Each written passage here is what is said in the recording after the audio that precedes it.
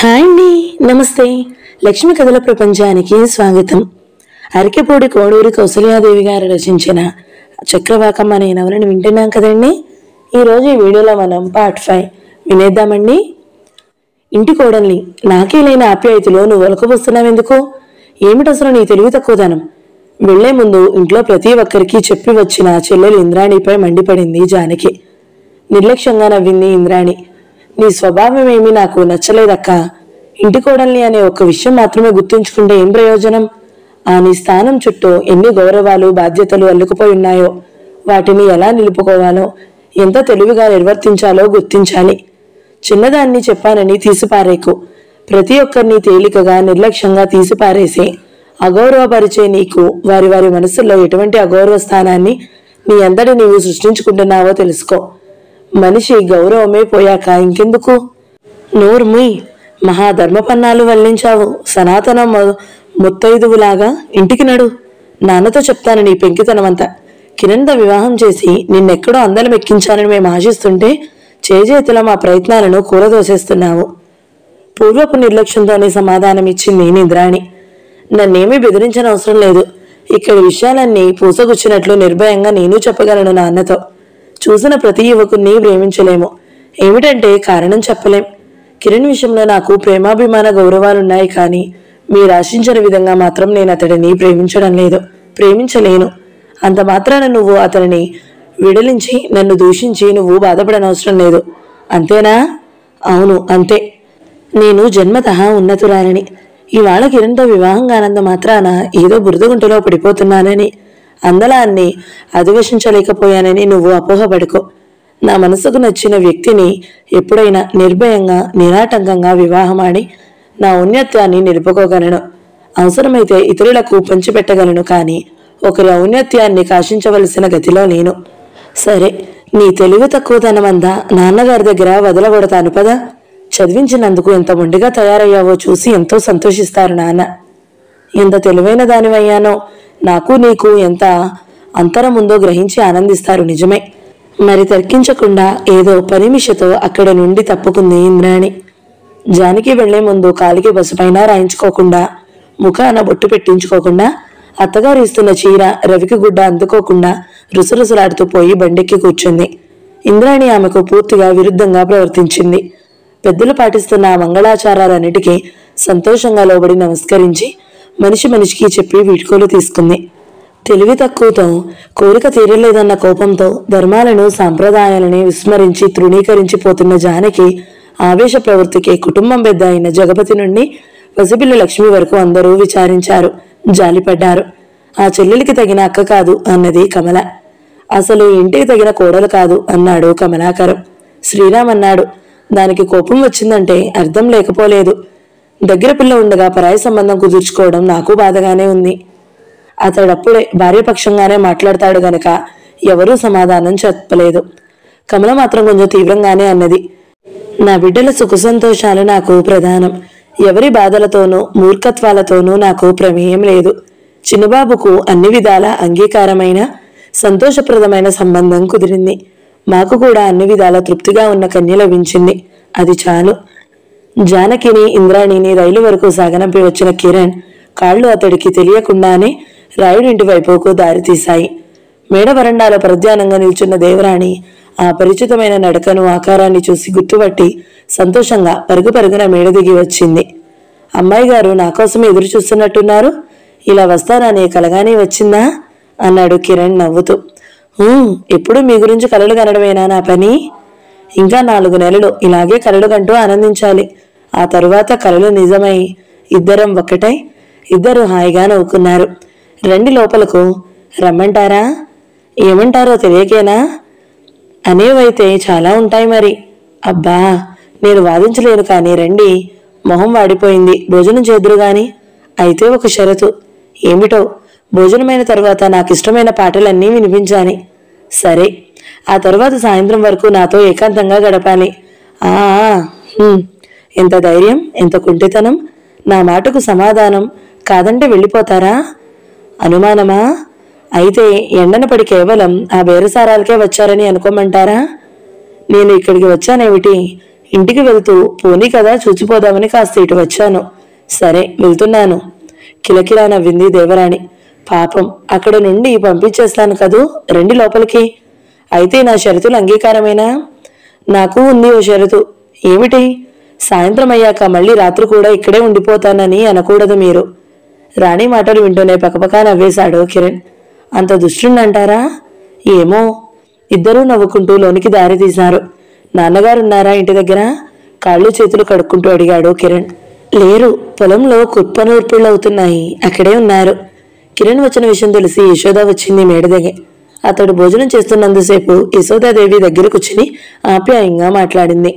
అవసరమైతే సమాధానాలిస్తూ అతి బుద్ధిమంతుడిలాగా తల ఎత్తకుండా భోజనం పూర్తి చేశాడు కిరణ్. తల్లి ఎదురుగా ఉండడం వల్ల దేవరాణి అసలే పన్నెత్తి మాట్లాడలేదు. మౌనంగా వడ్డన చేసింది. రాణి, మీ నౌకరు ఎవరైనా ఉన్నాడా ప్రస్తుతం ఇంటి దగ్గర? ఏం? నేను రాలేదని కంగారు పడతారేమో ఇంటి దగ్గర. ఇక్కడున్నానని కబురు పంపాలి. నేను ఇందాకనే పంపించానులేండి. పంపారా? మీరు భోజనం చేసేటప్పుడు పంపించాను. తోటలో నుండి అరటి గెలలు, మామిడి పళ్ళు తెచ్చారు. ఒక పళ్ళు బుట్ట పంపుతూ మీరిక్కడున్నట్లు చెప్పమని చెప్పాను. మనసులో మాట అట్లా తెలియాలి. నవ్వుతూ హాల్లోకి వెళ్ళి ఒక సోఫాలో కూర్చున్నాడు కిరణ్. ఈ తాంబూలం తీసుకుంటారండి? ఇప్పుడే వస్తాను అని మేడ మీదకి పోయింది రాణి. హడావిడిగా దుస్తులు మార్చి అందంగా అలంకరించుకుని రాణి వద్దకు వచ్చి నిల్చుని కొద్దిసేపు పరీక్షగా చూసింది యశోద. రాణి, ఎక్కడికో వెళ్తున్నట్టున్నావు? అవునమ్మా, అలా కాసేపు మన పొలాల వైపు. అయితే ఒక మాట చెప్తాను, ఇలా కూర్చో. ఏమిటమ్మా, అలా వెళ్ళొచ్చా? ఏమైనా ఆలోచించావా?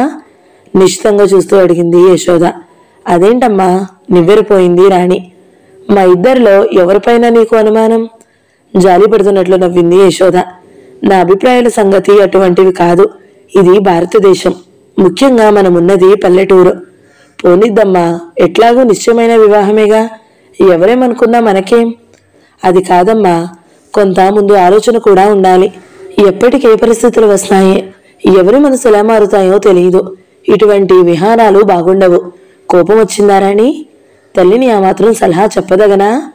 మౌనంగా తలవాల్చు కూర్చున్న రాణి చుబకం పట్టి ఎత్తుతూ లాలనగా అడిగింది యశోద. నాకు మిగిలిన దానువు నువ్వొక్కతివే. నీ సంతోషమే నా సంతోషం. నాకు అంతకంటే కావలసిందేమీ లేదు రాణి. కానీ కొంత ఆలోచన ఉండాలి తల్లి. కోపం కాదమ్మా, లజ్జపూర్వక మందహాసంతో మెల్లని స్వరంతో అన్నది రాణి. ఆయనకు మాటిచ్చాను. సరే వెళ్ళు. కిరణ్ కూడా మంచివాడు, ఉత్తముడు. నువ్వు విద్యావతివి, అన్నీ తెలిసిన దానవు. నిజంగా వెళ్ళనమ్మా? ఆనందం వికసిత ఆనందంతో అడిగింది రాణి. వెళ్ళిరామ్మా, మనస్ఫూర్తిగానే చెప్తున్నాను. నువ్వెంత మంచిదానివమ్మా, గెంతుతూ వెళ్ళిపోయింది రాణి సంతోషంగా. పరధ్యానంగా కూర్చున్న కిరణ్ రాణి రాకతో దృష్టి ఆమె పైకి తిప్పాడు. ఆలస్యం చేశానా అన్నది రాణి నవ్వుతూ. ఎదురు కుర్చీలో ఆసీనురాలే. కానీ ఆమె అనుకున్న ఆశించిన భావ వికచితలు, దరహాస చంద్రికలు అతడి వదనంలో ఉదయించకపోవడం చూసి నిరాశ చెందింది. అదేం అలాగా అన్నారు? ఏమీ లేదు. ప్రయత్నపూర్వకంగా నవ్వుతూ కూర్చున్న చోటు నుండి లేచాడు. మరి నాకు సెలవివ్వండి, వెళ్తాను. అదేమిటి? చిన్నబోయిన ముఖంతో లేచి అతడి దగ్గరకు నడిచింది దేవరాణి. ఇందాక ఏమేమో అన్నారు, ఇంతలోనే అంత కోపం దేనికి? ఏం లేదు రాణి, మీ అమ్మగారి మాట కూడా నిజమే. ఇందాక నేనేదో ఆలోచనిచితంగా అనేశాననుకోండి. ఉలిక్కి పడింది రాణి. అయితే మా సంభాషణ మీరు విన్నారన్నమాట. ఏమిటది? ఇప్పుడే వచ్చిన రాయుడు అడగడంతో ఇద్దరు అటు చూశారు. ఏమిటా సమస్య రాణి? కూర్చో కిరణ్, ఎంతసేపు అయింది వచ్చి? ఓ అరగంట అయిందండి. పొలంలో పనులు ఎలా సాగుతున్నాయి అని అడిగాడు కిరణ్. బాగానే అవుతున్నాయో. నిన్నటి నుంచి 2 కుప్పలు నూర్చడమైంది, ఇంకా 2 ఉన్నాయి. మళ్ళీ రాత్రికో రేపు రాత్రికో మొదలు పెట్టాలి అన్నాడు ధర్మారాయుడు. మా పనులన్నీ అయిపోయాయిలేండి, ధాన్యం కూడా కొట్లకు చేరిపోయినట్లుంది అన్నాడు కిరణ్. రాణి తెచ్చిన మంచినీరు అందుకుంటూ అన్నాడు ధర్మారాయుడు. మేము కొత్తగా వచ్చాం. ధాన్యపు కొట్టులు, గాదులు చాలా పాడైపోయాయి ఉన్నాయి. అదీ కాక బళ్ళకెత్తించి ఇంటికి చేరవేసి హైరానా అంతా పడలేను. ఒంటరి వాడిని, అక్కడికక్కడే బేరం ఇచ్చేస్తున్నాను. అది సులభ మార్గం, మంచి పని చేశారు. అంతలో అటు వచ్చిన యశోద అన్నది. మీరు వెళ్ళండి రాణి, మీ నాన్నగారికి భోజనం నేను వడ్డిస్తాను. అట్లాగే. మరి మాట్లాడకుండా రాణి నడవసాగింది. రాయుడుకు విషయం తెలియనివ్వడం ఇష్టం లేక కిరణ్ కూడా మౌనంగా అనుసరించాడు. తరువాత యశోద ద్వారా విషయమంతా గ్రహించిన ధర్మారాయుడు తనలో తాను నవ్వుకున్నాడు. పర్వాలేదు యశోద, అటువంటి భయాలు ఉండడం సహజమే. కానీ కిరణ్ రత్నం, నాకు ఆ సంగతి తెలుసు. జగపతి అంటావా, వజ్రపుత్రులకే అన్న మాటకు తిరుగులేదు. మన అమ్మాయి మాణిక్యమే, ఎటువంటి శంక అనుమానం అవసరం లేదు. నేనా మాత్రం ఆలోచించలేదంటావా? నిజమేలేండి, కానీ నలుగురు ఏమనుకుంటారు? తేలికగా నవ్వేశాడు రాయుడు. ఏమనుకుంటారు? కాబోయే దంపతులు అనుకుంటారు. ఇద్దరూ ప్రాణ స్నేహితుల పిల్లలు అనుకుంటారు. రోజులు మారా యశోద. నిజమేలేండి, ఆ ఇద్దరిని చూస్తుంటే ఎంతో నిండుగా కనుల పండుగగా ఉంది. ఒకరి కోసం ఒకరు పుట్టించాడా దైవం అన్నట్టు అమ్మాయికి అన్ని విధాలా తగిన అబ్బాయి దొరికాడు. నాకు ఎంత తృప్తిగా ఉంది. తేలికగా నిట్టొచ్చింది యశోద. నిజం యశోద, ఒకరికొకరు దీటు, అపూర్వమైన జంట. వివాహాలు స్వర్గంలోనే అవుతాయంటారు. ఇదే కాబోలు. మన మనసులో అమ్మాయి పెండ్లి విషయమై ఏమైనా ఆలోచించామా? దైవమే ఆజ్ఞాపించినట్లు దారిని పోతూ మంచినీటి కోసం వచ్చిన వ్యక్తి ఆత్మీయుడైపోయాడు. అవును, లేవండి భోజనానికి. సంతోషంగా విస్మయంగా చూశాడు రాయుడు. ఎన్నాళ్లకు మళ్ళీ నాకు నీ చేతో భోజనం పెడతానంటున్నావు యశోద? ఈ మధ్య అసలు నీకు అటువంటి గృహ నిర్వహణ విషయాలు పట్టడం గాని, నాకు ఇంతసేపు మాట్లాడడం అని గాని జరిగిందా? తప్పకుండా ఈ మార్పు కిరణ్ వలనే వచ్చింది. దైవమే పంపాడతని మన ఇంటికి. నిజమే.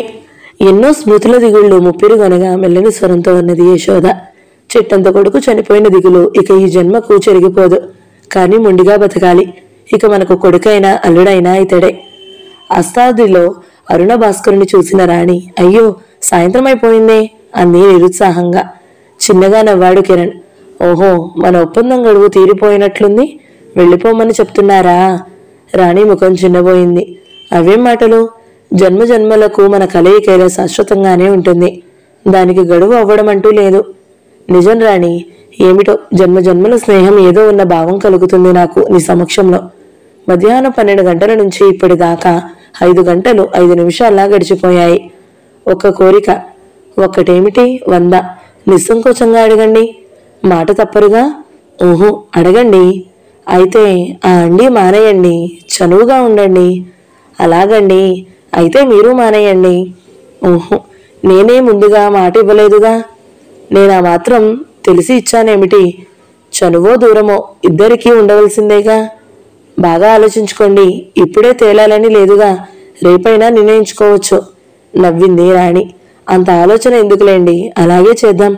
ఒక కోరిక రెండో వారి వద్ద వెంటనే ఆమోద ఆదరణలు పొందాలి. అప్పుడే అందం. రాణి ఆనందంగా చేయి పట్టుకున్నాడు. అవును కిరణ్ ఆప్యాయంగా జుట్టు నిమిరింది. మరి లేద్దామా? పద. చెయ్యి పట్టుకు నడుస్తూ బయలుదేరారు. అప్పుడు ఆవుల మందలు పొలాలలో, జనం అందరూ ఇండ్లకు తరలిపోయి ఎక్కడా అలికిడీ లేదు. పూర్తిగా సూర్యాస్తమైపోయింది. రాణిని ఇంటి వద్ద దిగవిడిచి వీడ్కోలు తీసుకుంటూ 2 అడుగులు వేసి వెనుదిరిగి చూశాడు కిరణ్. నవ్వుతూ నిల్చున్న చోటనే నిలబడిపోయిన రాణిని చూసి, మళ్ళీ సాయంత్రం 3 గంటలకు అన్నాడు కిరణ్. అలాగే. అయితే మధ్యాహ్నపు కోపం మరిచిపోయారేమిటి? నువ్వు మరిపించేశావుగా. గలగలా నవ్వాడు. వెళ్తున్నాను. మళ్ళీ రేపటి వరకు ఎదురు చూస్తుంటాను. అవును, ఆ నిరీక్షణలోనే అందం ఆనందం ఉన్నాయి. చంద్రుని కోసం చకోరీలాగా, వర్షగమనం కోరే చక్రవాకంలాగా, మేఘగర్జనల పిలుపుకై నిరీక్షించే చంగల్వలాగా ఎదురుచూస్తాను. Bye bye. వెన్నెలలు వాలిపోతుంటే ఉషాకిరణాల ఎర్రబాకుతున్నాయి. ఏదో కలకలం వినరావడంతో అదిరిపాటుతో నిద్రలేచాడు కిరణ్. కింద అంతస్తు నుండి ఏవో మాటలు, వాగ్వాదాలు పెద్ద గందరగోళంగా వినిపిస్తున్నాయి. ఏమిటా అనుకుంటూ బద్ధకంగా లేచాడు. ఏమిటి వదిన హడావిడంతా? చూడండి చిన్నబాబు, ఎంత దారుణమో. రాయుడు గారి ధాన్య కుప్పలు 2ంటికి రాత్రి ఎవరో నిప్పు పెట్టారట. ఒక కుప్ప పూర్తిగా బూడిదైపోయిందట. ఒకటి సగం కాలాక ఆర్పారట. నిర్గంతపోయారు కిరణ్. ఆయనపై ఎవరికంత కక్ష? అలా అనుకోవడానికి ఆస్కారం లేదు. కక్షలు కావేశాలు ఉండడానికి అసలు అవకాశమే లేదు. కొడుకుపోయిన బెంగతో దిగుళ్ళుతో ఆయన ఇంట్లో ఆయన పడి ఉంటారు. ఆయనకున్న పరిచయం అలా మనతోనే. ఇక ఎవరితోనూ పరిచయాలు లేదు. సంబంధ విరోధాలు లేదు. అంతటి ఉత్తములకు కూడా హాని తలపెట్టేవాళ్ళు ఉంటారు ఈ లోకంలో అంటూ అలాగే చావిడిలోకి వెళ్ళాడు. జగపతి కారాలు మిరియాలు నూరుతున్నాడు. నేను రాయుడు వియ్యమందడం ఓర్చలేక ఎవరో చేశాడు ఈ వెధవ పని. అవును బాబయ్య. అక్కడే ఉన్న పాలేళ్ళు ఇంకా నెడదగబోయి సాగారు. అసలే రాయుడు బాబు గారు వచ్చిన దగ్గర నుంచి కమ్మవారి బలం ఎక్కువైందని ఏడుస్తున్నారు. ఇది మన ఎగస్పాటి కాపులో రెడ్డిలో చేయించిన పని. అవును, ఇలా ఊరుకోకూడదు. ఇప్పుడే పోయి ఆరా తీస్తాను. జగపతి వర్మ ఉండగానే అతడి వియ్యంకుడికి అవమానం జరగడమా? కోపంగా మీసాలు దువ్వుతూ రంకి వేసి చేతికర్ర చెప్పులు తొడుక్కుంటూ అతడికి అప్పుడే ప్రవేశించిన కిరణ్ కనిపించాడు. విన్నావా చిన్నబాబు, మీ మామగారి పొలంలో కుప్పలు తగలబడ్డాయట. నేను వెళ్తున్నాను. వాడెవడో ఆరా తీసి నేలను రాచేయాలి. తరువాత మీరు కూడా రండి. పరామర్శించకపోతే బాగుండదు. నేను ఇప్పుడే వస్తున్నాను. కిరణ్ తండ్రిని అనుసరించాడు. ఆయనకేదో అయితే ఆయన చూసుకోలేడా నాన్న? మధ్యన మనం దేనికి? మన విషయాలలో మనమే విరోధం తెచ్చుకొని ఇతరుల విషయాలలోనూ మనమే విరోధం తెచ్చుకోవడం ఏమంత మంచిది అంటూ అడ్డు తగిలాడు శ్రీరామ్. అవును నాన్న, ఆ విషయం ఆలోచించవలసిందే అన్నాడు కమలాకరణం. ఓరి వాజమల్లారా, మనమెవరు, అతడెవరు? జమాజటీల్లా మన వండి మన ఊళ్ళోనే మన బంధువులకింత అపకారం అన్యాయం జరిగితే అది మనము మన పరువు దేనికి? కిరణ్ అన్నాడు. వెనుక పరాయి వ్యక్తి అయితే కావచ్చు, కానీ ఇప్పుడు ఆయన మనకు సన్నిహితుడే అన్నయ్య. అవుననుకో, అయితే మాత్రం నసిగాడు శ్రీరామ్. సరే, మేము వెళ్తున్నాం. ఇష్టమైన వాళ్ళు తర్వాత రండి అంటూ ముందుకు నడిచాడు కిరణ్. ఇష్టాలకేముంది, తప్పకుండా వస్తాను. ఊరికే నా అభిప్రాయం చెప్పానంతే అన్నాడు కమలాకరం తాను తయారవుతూ. మీరు వెళ్ళండి చాలు. ఇంటిల్లపాది వెళ్ళి పరామర్శించవలసినంత పెద్ద కష్టం ఏమీ కాదు అది అన్నాడు శ్రీరామ్ లోపలికి పోతూ. ఊరందరిదొకదారి, ఉలిపి కట్టుదొకదారి. చిన్నప్పటి నుంచి అంతే ఆ పెంకివాడు అని కొనుక్కున్నాడు జగపతి. తండ్రి కొడుకులు ముగ్గురు వెళ్తుండగా గృహాంతర్భం నుండి కబురు పెట్టింది కమల. మేము కూడా వచ్చి ఆడవారిని పరామర్శించాలి, బండి పంపించమని పొలం కబురు చేసింది అని. అలాగే అంటూ దాసిని పంపేసి కొడుకులతో అన్నాడు జగపతి. కష్టంలోనూ సుఖంలోనూ అయిన వాళ్ళు జరుపుకోవలసిన మర్యాదలు, లాంఛనాలు ఇవన్నీ. ఆడవాళ్ళు ఉన్నటపాటి ఇంగిత జ్ఞానం కూడా లేదు ఆ శ్రీరామ్ గాడికి. కిరణ్ తనలో తానే నవ్వుకున్నాడు. తండ్రికి ఆడవాళ్లపై గల చిన్నచూప విషయంలో. ధర్మారాయుడు పొలంలో కూలీలతో, ఇరుగు పొరుగు రైతులతో పరామర్శలు సాగుతూ ఆయోచిత సలహాలు, అభిప్రాయాలు దొర్లుతూ చాలా హడావిడిగా ఉంది. కొందరు వారి సొమ్మంతా పోయినట్లు ఆ అజ్ఞాత నేరస్తునిపై తిట్ల వర్షం కురిపిస్తున్నారు. రాయుడు మాత్రం ఏమీ తొందరపడడం లేదు, ఎవరినీ తోలఆడడం లేదు, అసలు పన్నెత్తి పలకడమే లేదు, కన్నెత్తి చూడడమే లేదు. మౌనంగా ఒక వాల కుర్చీలో కరుడు మూసుకుని పడుకుని ఉన్నాడు. పెద్ద కామన్ గారు దొరలు, వర్మబాబు గారు కూలీలలో కలకలం రేగడంతో కనులు తెరిచి చూసిన రాయుడు త్వరగా లేచి జగపతికి, కుమారులకు ఎదురేగాడు. అదే ఆగ్రహం కురిపిస్తున్న జగపతి వదనం చూసి పోగైన జనమందరూ భయపడి నోళ్లు కట్టిపెట్టి నిలుచున్నారు. రాయుడే లోలోన ఆశ్చర్యపోయాడు జగపతి తీరు చూసి. ఏమిటి రాయుడు ఈ దారుణం? అతడికి సహజమైన విషాద గాంభీర్య హాసమే జవాబైంది రాయుడు నుండి. రాత్రి ఇక్కడ కుప్పలకు కాపలా ఉన్నదెవరో? పాలేళ్లను ప్రశ్నించాడు కిరణ్. మేము ఉన్నామండి, అయ్యగారు ఉన్నారు. ఆ మనిషిని ముందు అయ్యగారే చూసి పట్టుకున్నారు. ఒక కుప్పకు నిప్పు పెట్టి రెండవ దానికి అంటించుతుండగా అయ్యగారికి మెలకు వచ్చి చూసి పట్టుకున్నారు. గందరగోళం, కేకలు విని మేము లేచాము. ఏమిటి? అంతా ఆశ్చర్యపోయారు. అయితే వాడిని రాయుడు గారు చూశారన్నమాట. గుర్తు దొరికాడా? ఉత్సాహంగా అడిగాడు జగపతి. లేదు బాబు, ఎవరో మరి, మమ్మల్ని ఎవరిని దరిచేయని లేదు. మేమందరం వాదిస్తున్నా వినకుండా నువ్వట్రా, నీకేం అపకారం చేశాను అంటూ వదిలేశారు. వాడు పారిపోయాడు. ఎవరిని మేమంతా అడిగినా చెప్పలేదు. విస్మయంతో జగపతి దిశ చూశాడు కిరణ్. అతడేమిటి? అందరూ అతి ఆశ్చర్యావస్థలోనే ఉన్నారు. చలనం లేకుండా నిలబడి ఉన్న రాయుడిని అడిగాడు జగపతి. ఏమిటి రాయుడు ఇదంతా? వాడిని గుర్తుపట్టావా? చెప్పు. నువ్వు సందేహించనవసరం లేదు. మీ వియ్యంకుడిని, స్నేహితుడిని. నేనుండగానే నీకంత అవమానం జరగడమా? ఎవళ్ళో మన ఎదుటిపాటి వాళ్ళు చేయించుంటారు. అప్పటికి ధర్మారాయుడిలో కొంచెం సంచలనం కలిగింది. కలవరపాటితో అన్నాడు. వద్దు జగపతి, వద్దు. అంతవరకు పోకు. ఇందులో అటువంటివేమీ లేవు. మరి నేను ఆరా తీస్తానుగా. ఇంతకు వాడెవడు? గుర్తుపట్టావా? కొంచెం తటపటాయించి చెప్పాడు రాయుడు. లేదు, ఎవడో ముసుగులో ఉన్నాడు. మరి ఎందుకు వదిలేశావు? చెట్టుకు కట్టి తన్నవలసింది. అటువంటి వెధవను వదులుతారా? విసుక్కున్నట్టు అన్నాడు జగపతి. 150 బస్తాలు అవ్వవలసిన కుప్ప పూర్తిగా తగలబడింది. ఈ రెండో కుప్పలో మిగిలినవి ఓ 40 50 అవుతాయి. అవైనా పొగారిపోయి పాడైపోయి ఉంటాయి. ఇంత నష్టం కలిగించిన వాడికి అలా ఎందుకు వదిలేశారు మావయ్య గారు? నాకేం అర్థం కావడం లేదు అన్నాడు కమలాకరం. విషాదంగా నవ్వాడు రాయుడు. కలిగిన నష్టమేమీ సాధారణమైనది కాదు. కానీ ఏం చేయను? ఆ కూలివాడిని బాధించడానికి నా మనసు అంగీకరించలేదు. ధనవంతులు చెప్పిన పనులు చేసి చారెడు కూటితో కడుపు నింపుకొని చాలీచాలని బ్రతుకుల వాళ్ళు చావు కూడా తెగించగల అమాయకులు. వాళ్ళని శిక్షించి బాధపెట్టి ప్రయోజనమేమిటి? తన కాబోయే మామగారి ఔరధ్యానికి మనసులోనే భక్తిపూర్వకంగా అంజలి ఘటించి మౌనంగా ఉండిపోయాడు కిరణ్. ఇంత మంచితనం పనికిరాదు రాయుడు. నువ్వు వదిలినా నేను వదలను. వాడెవడో కనుక్కుని తీరతాను అన్నాడు జగపతి కోపంగా, పట్టుదలగా చేతికర్రను నేలపై కొడుతూ. వద్దయ్యా జగపతి, నా మాట విను. నువ్వేమీ కల్పించుకోనని మాట ఇయ్యి. నువ్వనుకుంటున్నట్లు ఎవరూ కక్షలు కట్టి వ్యతిరేక పక్షాల వాళ్ళు చేయలేదు. అలాగని ఎవరు చేశారని చెప్పలేను. ఇదిలా ఆరాలు తీసుకుంటే ఒక అనవసర విషయంగా అల్పమైనదిగా వదిలేస్తేనే క్షేమదాయంగా ఉంటుందని చెప్పగలను. నా మాట పైన నాపైన నీకు గౌరవం, అభిమానం నాకు తెలుసు. నా మాట నీవు త్రోసివేయమని ఇంకేం మాట్లాడగలను? సరే, తప్పనిసరిగా తలపంకించాడు జగపతి. కాని అందరికీ అవగాహన అయ్యింది, రాయుడు ఏదో తెలిసినా అసలు విషయాన్ని ప్రయత్నపూర్వకంగా దాచిపెడుతున్నాడని. నడవండి, ఇంటికి వెళదాం. అమ్మాయి వాళ్ళు కంగారు పడుతున్నారేమో అన్నాడు రాయుడు. వెళ్దాం పదా.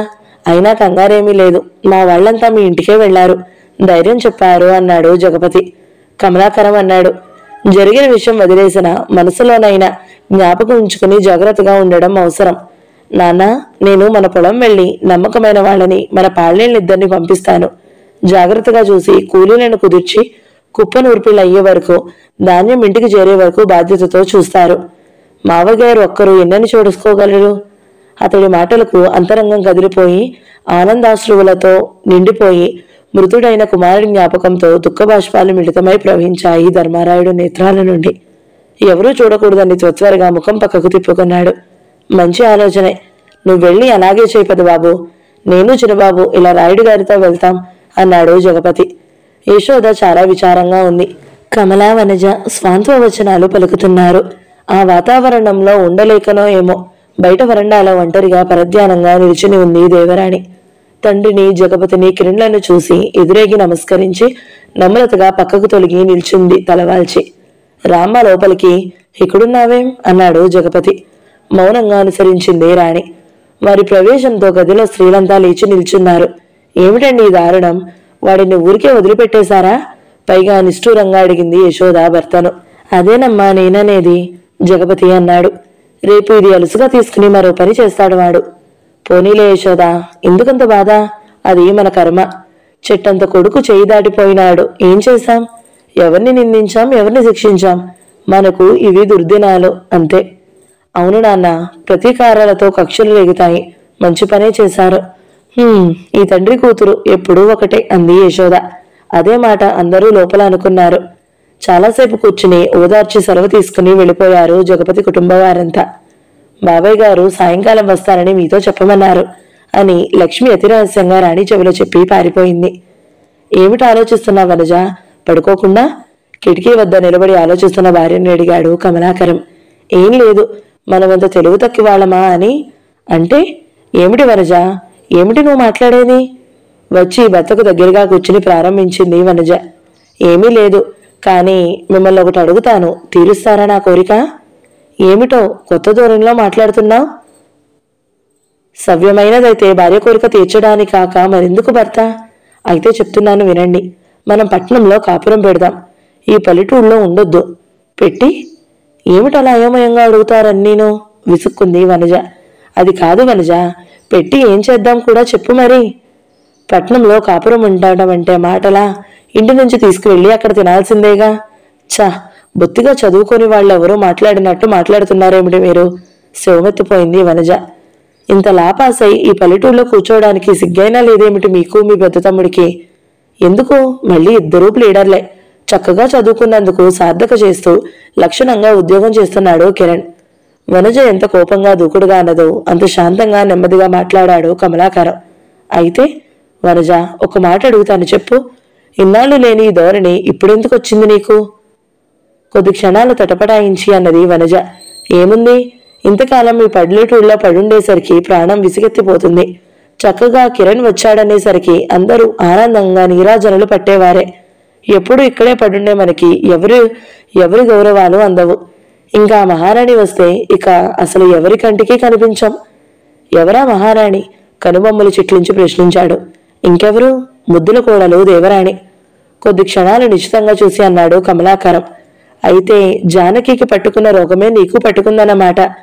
మీరెలా కోడళ్ళయ్యొచ్చారో ఆ అమ్మాయి అలానే వస్తుంది. మధ్యన మీకు ఈర్ష్యా బాధ దేనికి? బాగుంది. మధ్యన మాకు ఈర్ష్య దేనికి? ఈర్ష్య అని ఎవరన్నారు? మరి నీ మాటల వల్ల తెలుస్తున్నదేమిటి? కఠినంగా ప్రశ్నించాడు కమలాకరం. మీరు నిష్కారణంగా మాట్లాడితే నేను చెప్పగలగానే ఏముంటుందిగా? అనునయంగా మాట్లాడసాగింది వనజ. మీరే ఆలోచించండి. మగ పెళ్లివారం ఎంత దర్జాగా ఉండాలి, ఎంతంత టెక్కులు ప్రదర్శించాలి. అదేం లేకుండా అనునిత్యం మగ ఆడ అందరూ వాళ్ళింటికి వెళ్ళిపోవడం, వాళ్లను దేవతలు అన్నట్లు మాట్లాడడం, మన కూలీలను పాలేళ్లను సహితం అడగకుండానే అప్పనంగా వాళ్లను ఒప్పించి చాకరీలు చేయించడం. ఇక దేవరాణి ఇక్కడికి వస్తే సరి. చూస్తున్నారుగా మీ నాన్న అమ్మల తీరు. ఒక దేవేరిలాగానే మర్యాదలు చేయడం, మా చేత చేయించడం. ఇదేమన్నా బాగుందా మీకు? నిజమే, ఆలోచించవలసిందే. బ్రుకుటి ముడి వేస్తూ అన్నాడు కమలాకరం. విషయం మెల్లగా ఎక్కుతుండగా చూసిన వనజ వదనం ఆనందంతో వికసించింది. ఇంకా మెల్లమెల్లగా నెగడు ఎదురదోయసాగింది. ఇక ఇటువంటి మనుషులు ఆ అమ్మాయి స్వయంగా కొడలా ఇంటికి వచ్చిన తరువాత మనల్ని అసలు మనుషులను చూసినట్టు చూస్తారా? ఎంత మేము చదువుకోకపోయినప్పటికీ, అందాలు ఒలికించలేకపోయినప్పటికీ తోడుకోడల అడుగులకు మడుగులొత్తుతూ సేవలెక్కడ చేయగలం దాసీలుకం వెళ్ళే? న్యాయం మీరే చెప్పండి. నా బాధ మీకు కాకపోతే ఎవరికి చెప్పుకోను? నా కష్టం మీరు కాక ఎవరు తీరుస్తారు? అంటూ జలజలాలుస్తున్న కన్నీటిని ఒత్తుకుంది. కరిగిపోయాడు కమలాకరం. చా, ఏమిటిది వనజ? నేను నీ మాట కాదన్నానా? అలాగే పట్నం పోదాంలే. నీ సంతోషం కంటే నాకేం కావాలి? అంటూ భార్యను దగ్గరకు తీసుకున్నాడు. రాయుడు గారు మీరే కదూ అని ప్రశ్నిస్తూ ఎదురుగా నిలుచున్న అపరిచిత అగాంతకుని దశ ఒకసారి పరీక్షగా చూసి, అవును నేనే. మీరెవరు? ఏం పని మీద వచ్చారు? కూర్చోండి అన్నాడు సౌమ్యంగా ధర్మారాయుడు. ఆ యువకుడు పరిసరాలన్నీ పరీక్షగా చూస్తూ అన్నాడు గంభీరంగా. కూర్చోడానికి రాలేదు. మీతో ఏకాంతంగా ఒక రహస్య విషయం మాట్లాడాలి. మాట్లాడండి. ప్రస్తుతం ఇంట్లో ఎవరూ లేరు, ఎక్కడికో వెళ్లారు. ఎవరూ మన మాటలు వినరు. ఇంతకు మీరెవరు? ధర్మారాయుడిని సూటిగా చూస్తూ వికటంగా అన్నాడు అతడు. అదే చెబుతున్నాను, వినండి. నేను ఎవరినైతేనేం నాగేశ్వరయ్య గారి ప్రతినిధిగా మీ దగ్గరికొచ్చాను. తెలుసుగా నాగేశ్వరయ్య అంటే? జగపతి గారి రెండో వియ్యంకుడు, శ్రీరామ్ మావగారు. ఓహో, అయితే ఏమిటా విషయం? ఆయనకు నాకు పరిచయమైనా లేదే? ఆశ్చర్యపోతూ ప్రశ్నించాడు రాయుడు. యువకుడు వికృతంగా నవ్వాడు. కాలులు సవరించుకుంటూ, పరిచయాలు విరోధాలు పుట్టకతోనే ఉండవు, విచిత్రంగా అవుతాయి. నేను వచ్చిన పని మీకు ఇలా సవ్యంగా బ్రతకాలనుకుంటే జగపతి గారితో వియ్యమందే ఆశను వదులుకోమని నాగేశ్వరయ్య గారు తన మాటగా చెప్పమన్నారు. వింటూనే రాయుడు ముఖం జేవురించింది. డామిట్, ఎవడ్రా నువ్వు? ఈ మాటనే పోయి దమ్ముంటే జగపతితో చెప్పు. జగపతితో నేను వినయమంది తీరుతాను. దమ్మున్నవాడుంటే అడ్డం వచ్చి నా తడాకాను చూస్తాడన్నమాట. నిన్ను పంపిన వాడితో, వాడి అబ్బతో చెప్పుకో. Get out. అగంతకుడు మరింత వికృతంగా నవ్వాడు. సరే, నా పని అయ్యింది. ఆలోచించుకుని మీ అదృష్టాన్ని మీరే నిర్ణయించుకోండి.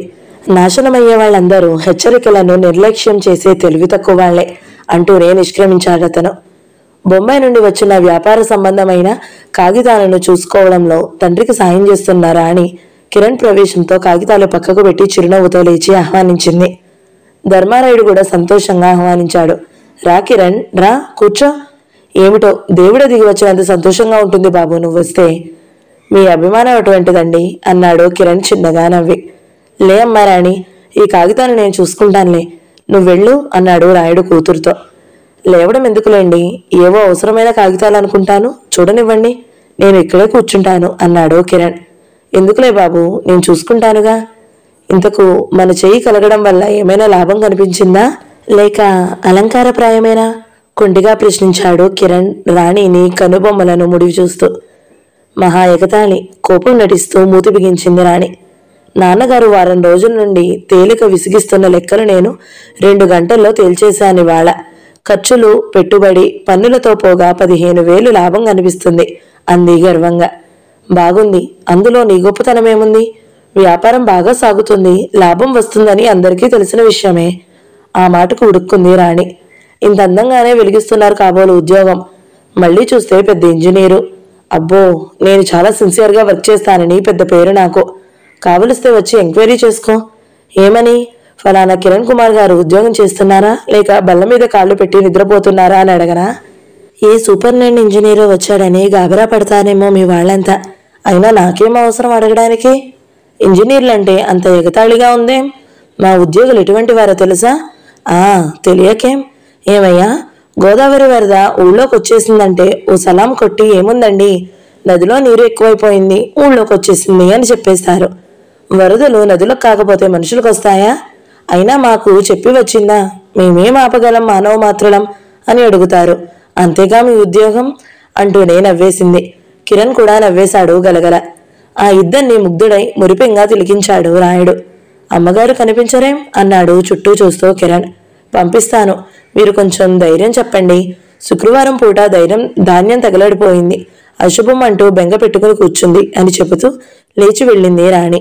చుట్టూ తిలకించి ఆమె దూరంగా వెళ్ళిపోయిందని స్థిరపరుచుకున్నాక మెల్లగా అన్నట్లు ధర్మారాయుడు మంద్రస్వరంతో, చూడు కిరణ్, ఒక మాట అడుగుతాను, నిజం చెప్తావా? విస్మితుడయ్యాడు కిరణ్. అడగండి, ఏమిటో? మరేం లేదు, ఈ నీ వివాహం మీ ఇంట్లో అందరికీ అంగీకారమేనా? ఉలికిపడ్డాడు కిరణ్. కానీ పైకి తొణకలేదు. నిగ్రహంతోనే జవాబిచ్చాడు. అందరికీ అంగీకారం గనుకనే అంతా నిమిషాలపై కుదిర్చేశారు కళ్యాణం. మీకు అనుమానం ఎందుకు కలిగింది? ఒక కారణం వల్ల అనుమానిస్తున్నాను అని చెప్పలేను. నీకు అభ్యంతరమైతే చెప్పొద్దు, మర్చిపో. కొద్ది క్షణాలు ఆగి అన్నాడు కిరణ్. పెద్దలందరికీ, ముఖ్యులైన వారందరికీ ఇష్టమేనండి. తలపంకించి ఊరుకున్నాడు ధర్మారాయుడు. ఏమండి అలా అడిగారు? ఏం లేదు బాబు, తరిచి అడగకు. అంతలోనే యశోద ప్రవేశించడంతో సంభాషణ ఆగిపోయింది. నిన్న కుప్పకు నిప్పు పెట్టారు, రేపు కొంపకే నిప్పు పెడతారేమో బాబు. నా మనసుకు ఎక్కడా కుదిరలేదు. ఏమైనా ఆచూకీ తేలిందా? అడుగుతూ వచ్చి కూర్చున్నది యశోద. విపరీత భయోందాణలలో వ్యక్తపరుస్తున్న ఆమె వదనాన్ని చూసి కిరణ్ అంతరంగంలో ఆవేదన కలిగింది. అంత భయం వద్దమ్మా, మేమంతా లేము. అంతగా అవసరమైతే ఇద్దరు మనుషుల్ని కుడుంచుతాము, కానీ వదిలేస్తామా చూస్తూ? అయినా ఏమిటి? మావగారు అసలు విషయం చెప్తే మనిషి గుర్తులివి ఎలా ఉన్నాయో ఏమో చెప్తే ఏమైనా ఆరా తీసి జాగ్రత్త పడొచ్చు. ఆయన అసలు విషయమే దాచిపెడుతున్నారు మరి అంటూ రాయుడు వైపు చూశాడు. ఏం చేయగలం మరి? ఒక చెంపపై కొడితే ఆ చెంప చూపించే రకం ఆయన. కర్మ అని నిస్పృహతో నుదురు కొట్టుకుంది యశోద. పోనిద్దు, వెదవ గొడవ అయిపోయిందిగా, మరేం భయం లేదు. అస్తమాను అదే ఆలోచించుకో. కాస్త అబ్బాయికి కాఫీ తీసుకురా. నాకు ఇప్పుడేమీ వద్దండి. కిరణ్ అలా అంటుండగానే రాణి ప్రవేశించింది కాఫీ ట్రేతో. అంతా కాఫీలు సేవించాక లేస్తున్న కిరణ్ని చూస్తూ సంకోచిస్తూ చెప్పబోయిన మాట ఆపేశాడు రాయుడు.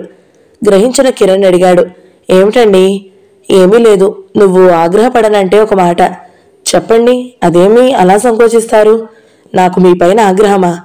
మనపై ఎవరో అసూయగా ఉన్నారు, అపకారాలు చేయ ప్రయత్నిస్తున్నారు అనే విషయం తెలుసుకున్నాం గనుక కొంచెం జాగ్రత్తలో ఉండడం అవసరం. మరీ దూరంగా వెళ్ళకండి. కాస్త ఈ పరిసరాల్లోనే తిరిగి వచ్చేయండి. చీకటి పడకుండా మరో విధంగా మాత్రం భావించొద్దు. చిన్నగా నవ్వాడు కిరణ్. క్షేమార్తులు వాత్సల్యపూర్వకంగా ఇచ్చే సలహాలు సంతోషదాయకమవుతాయే గాని కష్టం కలిగిస్తాయా అండి? దూరం వెళ్ళంలేండి, ఇప్పుడే వచ్చేస్తాం. ఎండ తీవ్రత తగ్గి అప్పుడే చల్లగాలులు తిరిగాయి. లోకమంతా స్వర్ణకాంతులతో మునిగి తేలుతున్నట్లుంది. ఒక వంక చల్లని పిల్లరెమ్మలు వీస్తున్నా ఇంకో మధ్య మధ్య వేడిగాలులు విసురు కొడుతుండడంతో మేనికి సౌఖ్యము ఆహ్లాదత కొరవడ్డాయి. నేలంతా పగుళ్లు వారుతున్నది. ఆ సంవత్సరం వానలు తక్కువ కావడం వలన నడిచి నిర్జన ప్రదేశంలో ఒక చోట నిద్రగన్నేరు చెట్టు మొదట్లో కూర్చున్నారు రాణి కిరణ్లు.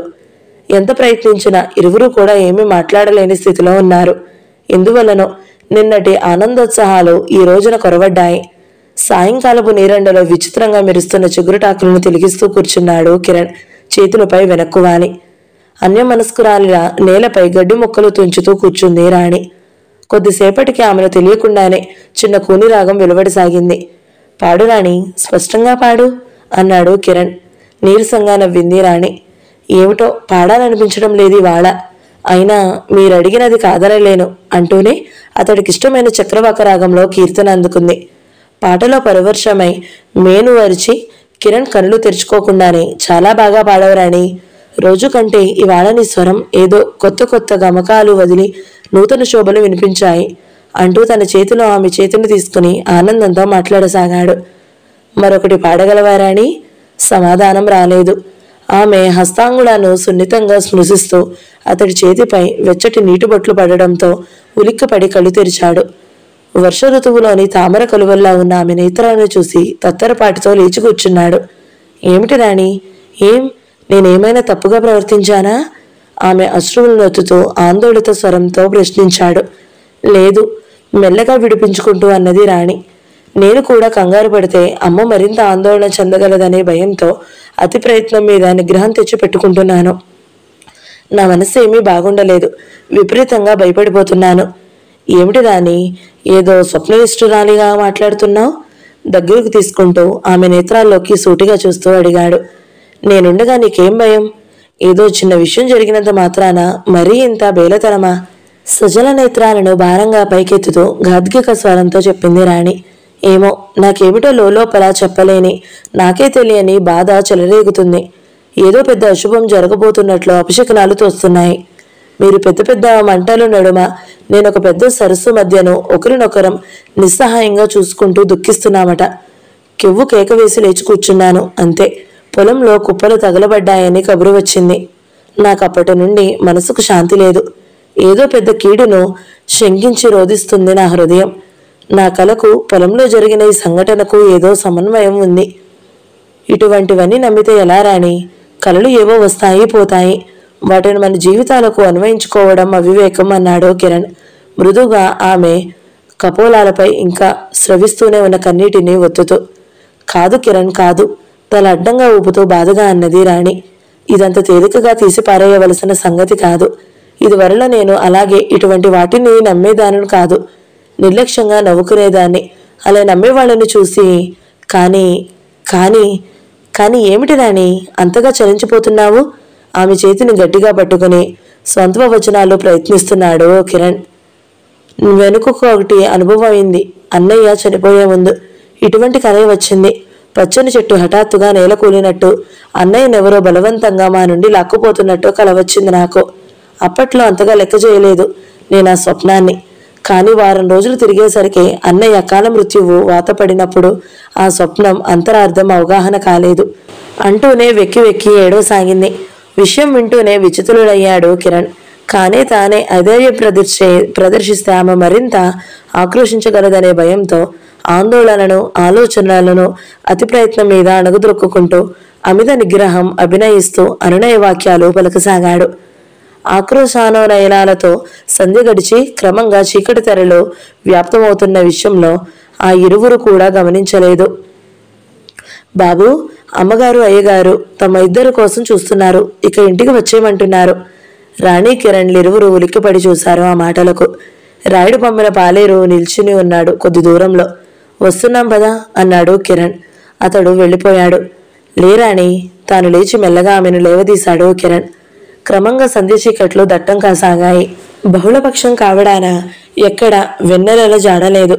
మొన్న మనం కలుసుకున్నది పౌర్ణమి నాడు అన్నాడు ధోరణి ఏదో విధంగా మార్చే ప్రయత్నంలో. కానీ రాణి ఆ మాటలు వినట్లేదు. మౌనంగా అతడి చేతిని చేతిలోకి తీసుకుని నడవసాగింది. సంతోషంగా ఉండు రాణి, మనకేం భయం లేదు అన్నాడు కొంతసేపటికి కిరణ్. కనుచూపు మేరలో కనిపిస్తున్నది రాయుడు గారి మేడ.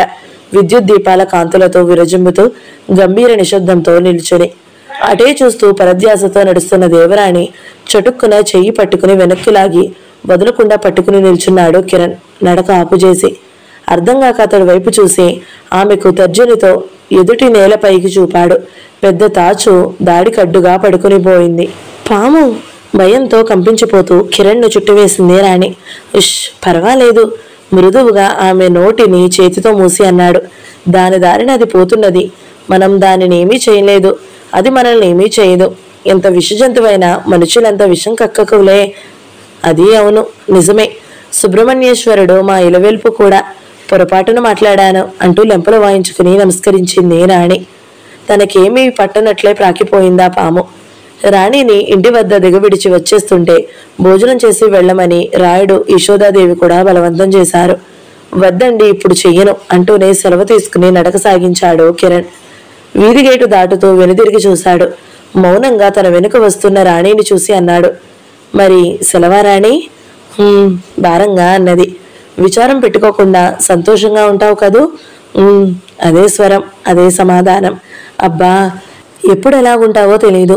నీ స్వభావం చాలా చిత్రమైనది. ఆమె గంభీరత్వాన్ని మార్చే ప్రయత్నంలో అన్నాడు. అసలు నీ పేరే విచిత్రమైనది. దేవరాణి, అదేం పేరు?